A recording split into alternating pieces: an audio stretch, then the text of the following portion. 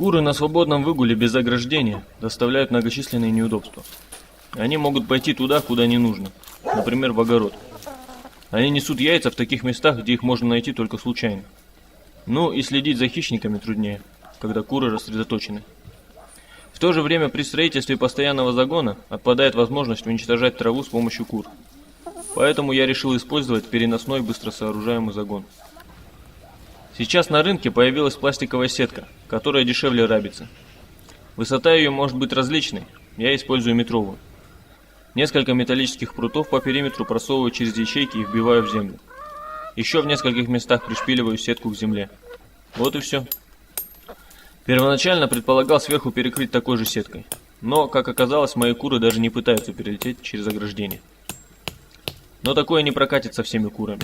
По моим личным наблюдениям, некоторые белые несушки просто обожают перелетать через ограждение. Еще такую склонность имеют некоторые куры темных и разноцветных окрасов. Обычно это куры мясо-яичного направления.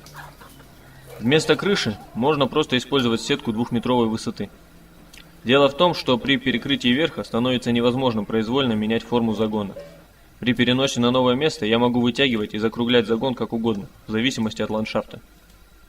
Но если, например, какая-нибудь кошка захочет полакомиться вашими курами, с открытым верхом у вас будет меньше времени поспеть им на помощь. У меня было 2 таких случая. Первый раз, услышав безумное кудахтанье, я увидел сразу 3 кошки, которые смотрели на кур сквозь сетку. Причем, пока я не подошел к ним вплотную, они и не думали убегать. Второй раз была всего 1 кошка. После второго случая я всегда привязываю рядом собаку. Теперь мне не нужно постоянно контролировать наличие кошек вблизи кур. Однако вы должны быть уверены в собаке или в курах, или в тех и других одновременно. Когда я был еще маленьким, у нас была одна очень неудачная стая белых несушек. Они все стремились перелететь через ограду. Там было другое сооружение, но высота была примерно метровая. Сооружение использовалось на протяжении многих лет, и до этого таких случаев не было. Если кто и взлетал на ограду, то потом возвращался обратно. По другую сторону находились поросята. По достижении летной зрелости эти куры одна за другой стали перелетать через ограду, где их тут же поедали поросята. Причем мне казалось, что даже собака не может с такой скоростью сражать курицу. Как известно, куры интеллектом не блещут. Я отчетливо помню их тупые взгляды на торчащих из свиной пасти головах.